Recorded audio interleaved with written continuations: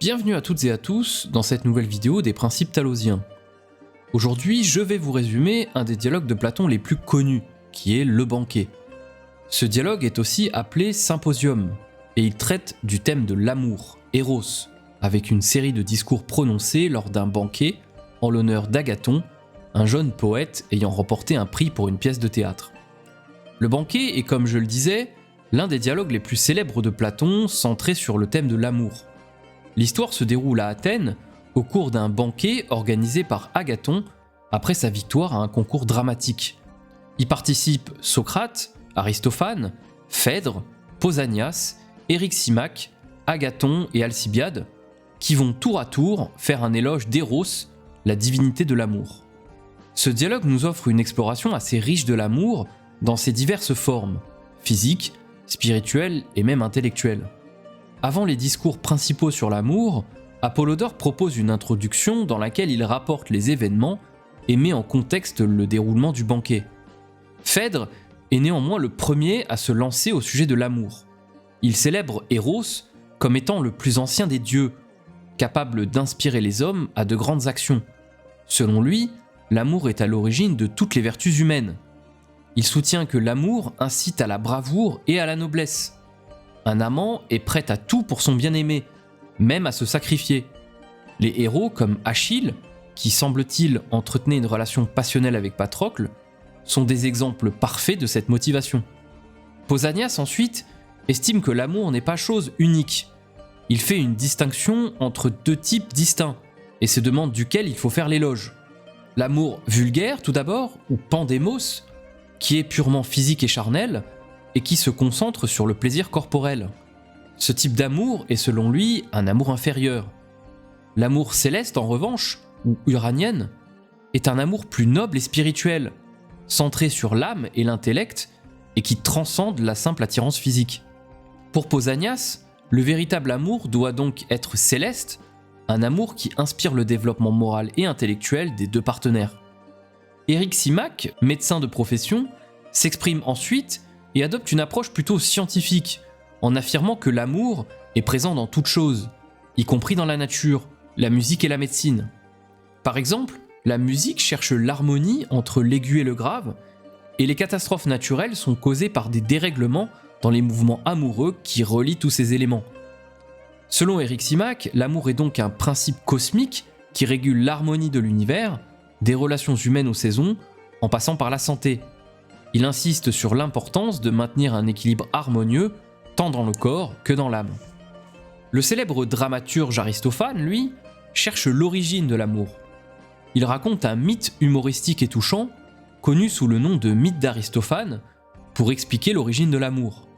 Selon son mythe, les êtres humains étaient autrefois des créatures androgynes, à la fois hommes et femmes, sphériques, avec 2 têtes, 4 bras et 4 jambes.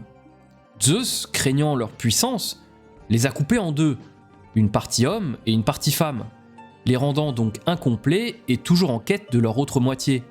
Selon Aristophane, l'amour est le désir de retrouver cette moitié perdue pour redevenir complet. Agathon, jeune et talentueux poète, fait l'éloge de la beauté d'Eros. Pour lui, Eros est le plus jeune des dieux, et il est lié à la beauté et à la douceur. Agathon décrit Eros comme un être puissant, car il est capable d'imposer l'harmonie dans les relations humaines et de guider les hommes vers le bien. Le discours d'Agathon est élégant, mais au final, il est plus esthétisant que profond. Socrate, qui intervient après Agathon, se distingue des autres intervenants en rapportant l'enseignement de Diotima, une prêtresse sage avec qui il aurait discuté du véritable sens de l'amour. Diotima aurait enseigné à Socrate que l'amour n'est pas un dieu, mais plutôt un esprit intermédiaire ou un daimon, entre les dieux et les hommes, un moteur de désir. Diotima explique que l'amour est un processus d'élévation qui commence par l'attirance pour la beauté physique, mais qui doit se diriger progressivement vers la beauté spirituelle et intellectuelle. L'amour véritable n'est pas simplement la quête de la possession d'une autre personne, mais la quête de la beauté en elle-même, et finalement de la connaissance et du bien. Diotima décrit un chemin ascendant où l'individu est d'abord attiré par la beauté d'un corps, puis par la beauté de plusieurs corps, puis par la beauté des âmes, avant de s'élever vers des concepts abstraits comme la beauté des idées, et enfin vers le bien absolu. Le dialogue se termine avec une intervention imprévue d'Alcibiade, un homme politique célèbre et séducteur, mais qui est soûl. Il fait l'éloge non pas d'Eros, mais de Socrate lui-même, qu'il décrit comme un être énigmatique, plein de sagesse et de maîtrise de soi. Alcibiade raconte comment il a été séduit par la beauté intérieure de Socrate et a tenté de le séduire en retour, sans succès. Ce discours met en lumière la puissance intellectuelle de Socrate et son indifférence au plaisir physique, soulignant la distinction entre l'amour spirituel et l'amour charnel.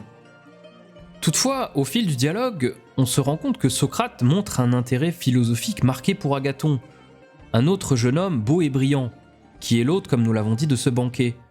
Par exemple, Socrate s'assied près d'Agathon et engage avec lui des discussions profondes. Alcibiade semble voir cet acte comme une manière implicite de le provoquer, car Socrate sait qu'Alcibiade est souvent en quête d'attention et qu'il est jaloux de ceux qui captent l'intérêt de Socrate.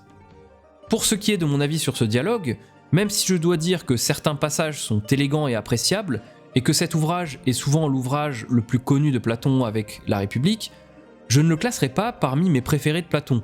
Toutefois, Le Banquet reste une exploration philosophique et littéraire très intéressante de l'amour sous toutes ses formes. Les différents discours permettent de comprendre que l'amour est bien plus qu'une simple attraction physique, mais qu'il est un moteur de transformation personnelle, un chemin vers la connaissance et la vérité.